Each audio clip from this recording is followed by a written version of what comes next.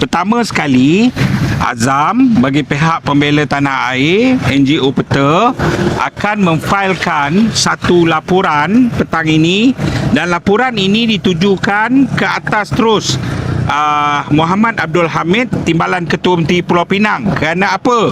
Kerana Timbalan Menteri Pulau Pinang inilah mengetuai institusi agama Islam termasuk zakat di negeri Pulau Pinang. Ada dua kes yang kita bangkitkan. Pertama sekali ialah berkenaan pembelian tanah. Telah diputuskan oleh Majlis Fatwa bahawa duit zakat ini tidak boleh membeli tanah untuk dibuat simpanan, dan pusat zakat tidak boleh membeli tanah untuk membuat simpanan tanah, iaitu land bank. Kedua ialah berkenaan dengan perkara ini pun sebenarnya Mufti dan pusat Majlis Fatwa telah mengeluarkan kenyataan secara terus. Tetapi di bawah Muhammad Abdul Hamid, Timbalan Menteri Pulau Pinang kali ini, perkara ini diteruskan. Okey, pertikaiannya apa? Pertama, pusat zakat ni duit zakat kutipan orang untuk bantu orang ramai, kan? Adakah orang seluruh Pulau Pinang dah habis dibantu dan ada yang sampai berlebih duit zakat? Tak ada, masih ada memerlukan bantuan. Kenapa pula jutaan ringgit digunakan untuk membeli satu tanah yang tak ada tujuan? Tak ada tujuan untuk beli tanah tersebut, dia simpan. Dan lebih meragukan apabila tanah tersebut adalah dimiliki ataupun terkait rapat dengan satu orang yang merupakan sahabat baik kepada Timbalan Menteri Pulau Pinang, yang pernah menjadi Timbalan Speaker Negeri Pulau Pinang, yang pernah menjawat jawatan ADUN, Ahli Dewan Undangan Negeri Sungai Bakap Pulau Pinang, dan dia juga aktif dalam gerakan sebuah NGO Islam bersama dengan Muhammad Abdul Hamid. Jadi itu yang kita pertikaikan. Kenapa beli tanah tanpa tujuan guna duit zakat? Ini adalah penyelewengan besar yang daripada segi hukum salah, dan SPRM boleh masuk siasat kenapa pembelian tersebut, kan? Contohnya, kalau bukan libat duit zakat lah, saya duit kementerian, saya guna duit kementerian beli tanah kawan saya pun, ia boleh disiasat, kan? Dan ini ternyata satu bentuk penyelewengan yang amat memalukan di negeri Pulau Pinang. Kedua ialah duit zakat telah digunakan untuk membayar baki hutang rumah, full settlement figure, keseluruhan jumlah baki rumah. Ini pelik. Duit zakat ni kita tahu bantu orang dalam keperluan mendesak, kan? Orang nak pergi belajar, orang yang berhutang betul-betul sampai tak dapat makan. Macam mana ratusan ribu digunakan untuk membayar baki hutang rumah seorang dengan menggunakan duit zakat? Ini benda salah. Dan setelah kita teliti bahawa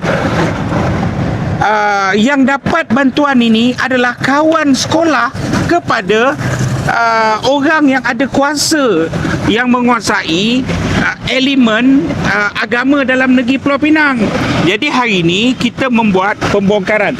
Orang cakap berapa value Pusat Zakat Pulau Pinang, kita tengok memang ada banyak kepincangan. Jadi kita ambil dua ini sebagai pintu masuk untuk SPRM masuk dan meneliti pelbagai perkara dalam Pusat Zakat Pulau Pinang. Di Pulau Pinang, SPRM membuka kertas siasatan berhubung salah guna kuasa membabitkan seorang pegawai kanan kerajaan negeri. Kes itu berkaitan urusan pembelian tanah menggunakan dana zakat. Menurut sumber, siasatan dibuka susulan pendedahan seorang ahli Dewan Undangan Negeri Pulau Pinang dalam persidangan hujung tahun lalu. Pasukan penyiasat telah ke beberapa pejabat yang disyaki terlibat bagi mendapatkan dokumen berkaitan yang kini sedang diteliti. SPRM juga merakam percakapan dua individu dipercayai terbabit dalam kes ini. Pengarah SPRM Pulau Pinang, Datuk Karunaniti Y. Subiah mengesahkan siasatan dijalankan di bawah Seksyen 23 Akta SPRM 2009. Dakwaan berkenaan dengan tanah ini tuan-tuan adalah bagaimana dakwaan pembelian tanah lebih 9 juta ringgit, tanah milik dia bekas timbalan speaker, juga orang PKR. I think dia dalam jawatan kuasa fatwa juga kot, tapi dia ustaz biasa je. Dia minta, dikatakan dia pernah jumpa dengan bekas CEO Zakat dahulu untuk tanah dia dibeli di Seberang Perai, Seberang Perai Selatan dipanggil. Tetapi masa tu CEO lama reject, sebab dia kata, bukan reject macam mana, dia kata kami tidak ada peruntukan untuk membeli tanah. Maksudnya bukanlah tak ada peruntukan macam mana, tapi pembelian itu kena melalui board, bukan melalui CEO, dia kata. So dia macam mana, dia tai chi, akhirnya zakat digunakan untuk membeli tanah tersebut dengan harga lebih 9 juta. Now, adakah salah dan duit yang digunakan bukan duit zakat per se, tapi duit lebihan zakat dikatakan. So adakah itu salah daripada segi undang-undang IS? Dia depends kepada pembelian tanah itu atas tujuan apa. Saya tanya soalan inilah. Dia atas tujuan apa untuk pembelian tanah tersebut? You are buying at soalan pertama, adakah pembelian itu at market value, above market value or under market value? Soalan pertama. Soalan kedua, pembelian tersebut dia kata dipersetujui oleh board. Dia persetujui oleh board. Soalan seterusnya, kenapa, atas dasar apa board setuju untuk membeli tanah tersebut? On what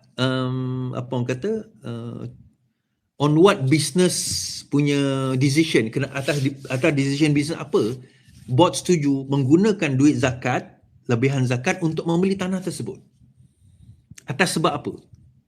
Kan? Kita kena faham benda ni tuan-tuan, supaya kita tahu prosedurnya itu adalah prosedur atas a financial and a viable punya decision, dan bukan atas dasar kerana ini kawan aku. Alright. The moment dia atas the decision adalah satu business decision, the land was viable, di satu tanah yang okey dan sebagainya, maka ialah tak apalah. It was a business transaction and business justification, maka pusat zakat beli di atas peruntukan yang membenarkan. Problem is bila peruntukan tersebut dikatakan, adakah peruntukan itu membenarkan atau tidak, itu satu persoalan.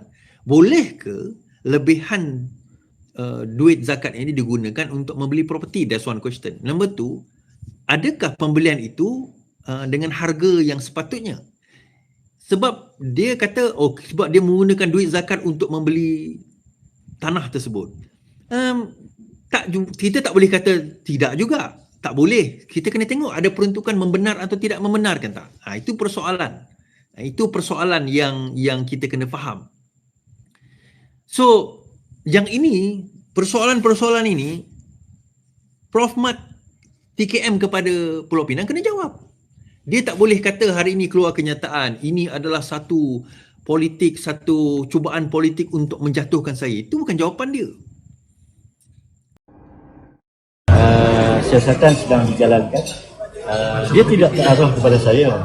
Sebenarnya dia melibatkan institusi Majlis Agama Islam, kerana keputusan yang dibuat berkaitan dengan isu-isu yang ditimbulkan itu adalah keputusan yang dibuat melalui proses, melibatkan jawatan kuasa dan juga melibatkan Majlis Agama Islam Negeri Pulau Pinang. Kalau di Majlis Agama Islam, kalau keputusan yang berkait rapat dengan zakat, kita buat keputusan rapat dengan di peringkat jawatan kuasa dan diangkat ke lembaga pengarah. Keputusan yang dibuat adalah keputusan bersama yang dipengurusi oleh saya.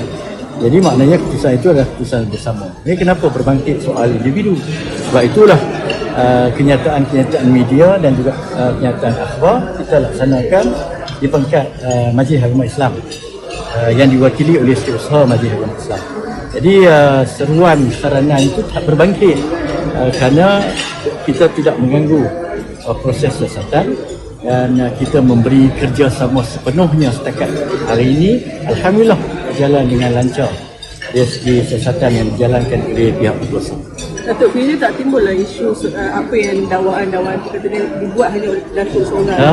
Ia melalui proses dan akhirnya adalah keputusan lembaga pengarah zakat, iaitu berkaitan dengan bantuan asnaf, yang berkaitan dengan membeli tanah dengan menggunakan dana tawakuf, dana lebihan, diputuskan dalam mesyuarat Majlis Agama Islam.